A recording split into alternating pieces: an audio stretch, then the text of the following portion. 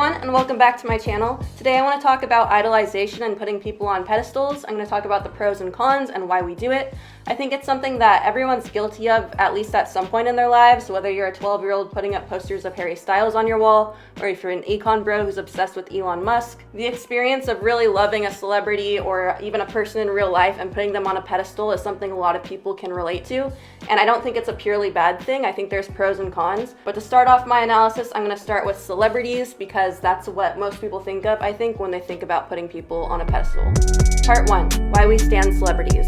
So standing someone basically means just you're like their ride or die, even though it's a celebrity and you don't know them at all and you only know a small percentage of who they are. And the term comes from the Eminem song Stan, in which that crazy fan is like super obsessed with him, feels like Eminem's the only one who can understand him, and slowly gets more and more mad when Eminem doesn't write back, eventually killing himself and his girlfriend. And while the ending of that song is dark and most people, they worship a celebrity for a time in their life and then they outgrow it and it's fine, there is also a really dark underbelly to putting people on pedestals, whether it's a celebrity or someone you know in real life. And I'm going to get to the dark ending of the song and what we can learn from it. But first I'm going to talk about the pros of putting celebrities on pedestals because I don't think it's a wholly negative experience all the time. While some people put celebrities on pedestals in order to further bully or criticize themselves, for instance, thinking that some celebrity is so beautiful and talented and you'll never be that, or, oh, this person did X, Y, and Z at age 15 and I've done nothing, and you kind of use it as an excuse to just get down on yourself. I think there is a flip side to that where some people really do gain a lot from celebrities. And by celebrities, in my head I'm thinking pop stars, actors, stuff like that, not people who are famous for no reason, like reality TV show stars and everything. But in terms of artists, I think people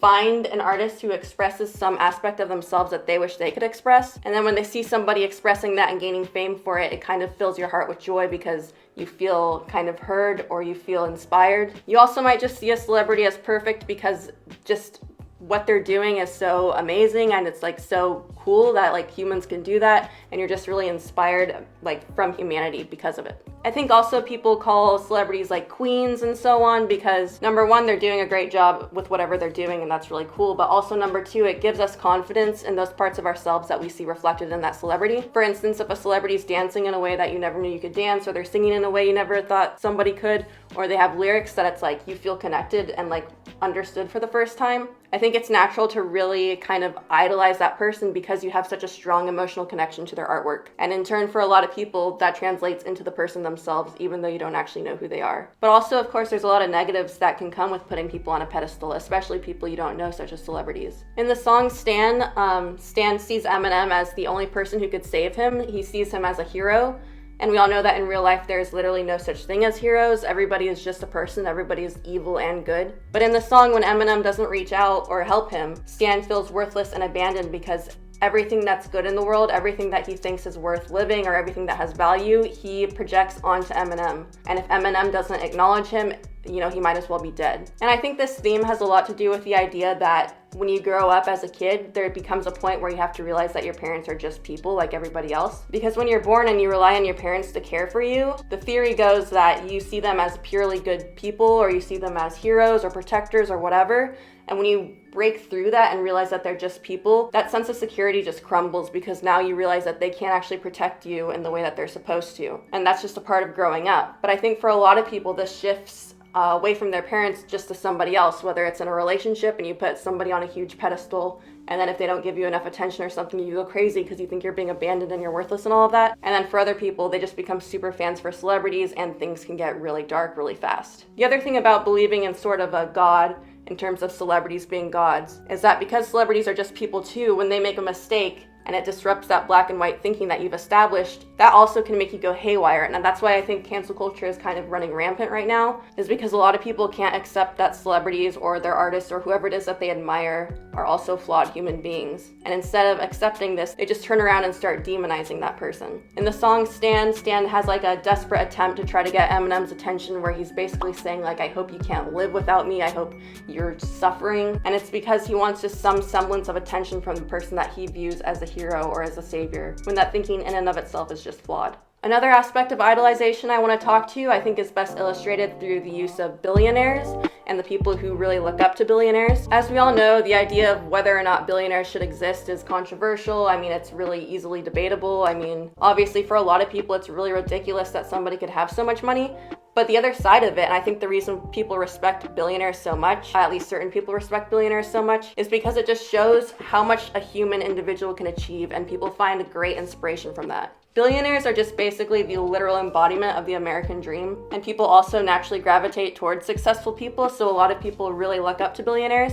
And I think a lot of people idolize them, number one, because they actually respect like the hard work or whatever it took to get there, or the ingenuity, but also because it's kind of an escape from the real world. What I'm thinking of when I say that is somebody who's working minimum wage overnight at Denny's, but they get really fucking mad when you diss Jeff Bezos or somebody, because they see any attack or critique on somebody being able to have $1 billion or on a billionaire as an attack on their own aspirations. They kind of need a role model to escape to, and whether it's actually because they need more money or because they like the power that comes with having so much money, they see an attack on the person that they're worshiping as attack on themselves, which could be funny when you witness it, because it's like, dude, there's such a disconnect between you and this billionaire. But again, they attach so much emotional charge onto the concept of like being able to have that power, being able to have that money, and they transfer it onto this person who has it all. And because they want that in themselves too, they take it personally when you make any sort of criticism. The next section is on Simps and Onlyfans and basically idolizing online girls. This isn't something I have experience with, of course, but it is something that's happening like on a global scale, it seems. There's a YouTuber called Glink who does a really great video on OnlyFans, and I definitely suggest checking that out. I'll put a link down below. But the premise of his video is that more and more boys are worshiping these people on OnlyFans, or really idolizing them rather than like seeking out women in their real life. And of course, a lot of this has to do with social anxiety, but I think it also has to do with insecurity, because I think with a lot of these people, number one, they know the woman has to talk to him because they're giving her money, but also it's like, if someone attractive is being nice to me and like is pretending to care about me, then that gives me some worth. Because when you idolize someone and they give you attention, like you feel really worthy, and it's like a really good feeling. And when it comes to simps, they're the people who are like gassing up women, being like, oh, you're perfect, oh, you're like paying a bunch of compliments to a woman in order to get her attention. And people see it as pathetic because it comes across as these guys having no self-confidence, that they just hit on random Instagram celebrities and everything, instead of going out in the real world and talking to women. But I think the reason why a lot of guys hit on random girls on the internet who are like never gonna talk to them also do it because they know that they're putting this person on a pedestal, and they know that the person's probably going to reject them. And I think those rejections become easier than if you're talking to a girl in real life who you don't kind of worship or whatever, because she's just a regular girl. That rejection would hurt more, because then it's like, wow, I'm not even worthy of like, someone who I thought was in my league. And when you put women on a pedestal, or if you're a woman and you put men on a pedestal and then they turn you down, that's basically like Stan in the song, like you just feel worthless, you feel abandoned, because you tied so much value to that person's judgment, even if you don't even know them. And finally, I want to talk about interpersonal relationships, because this is where I think most idolization happens, or at least the most emotionally intense idolization happens. In general, you grow up, you have crushes on people. I think this is fine. Like, you kind of put them on a bit of a pedestal. You want to get to know them. You really, really like them, even if it's just somebody who you think is attractive. And I think this is helpful because it teaches you the types of traits that you like in people, the kind of qualities you want to look for. It's all well and good. It's just kind of a learning process. And I also think that within relationships, you and your partner should both kind of have each other on a bit of a pedestal, because it allows you to have the benefit of the doubt for them. And it also just kind of keeps things nice in the relationship. But when things go bad is when one person is worshiping the other person and the other person is not worshiping that person back. Because there's two kind of probable outcomes from when this happens. Number one, you stay with somebody who is abusing you because you think that they're so amazing and you don't really register it as abuse or whatever, or you're just so entranced by this person that you don't even care, like you just really want them to love you. And then the other scenario is when you become the abuser because you worship this person, and then when they do something, mean to you, or you perceive something as like a slight towards you, because you're engaging in black and white thinking of putting them on this pedestal, then you immediately flip and you start demonizing them, and then maybe you become verbally and emotionally abusive towards them. This is something that happens a lot more than people talk about. But like I said in the celebrity section, like when you worship someone as a god or as a hero, and you want them to save you, and you think that they're so amazing even though they're really just a regular person like everybody else, then when this notion gets challenged, you can really start to flip out, because you haven't passed that maturity process where you start to see that things are really complicated, and like no one's really good and no one's really bad either, and like there's just so much in between. Basically, putting anyone on a pedestal is like not a good idea. There is a healthy way to,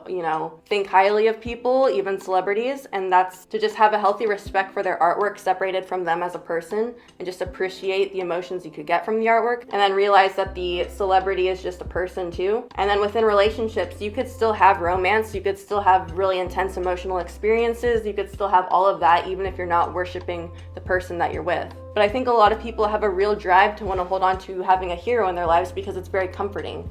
Like I said with the parents, like once you realize they're not heroes, then they can no longer protect you.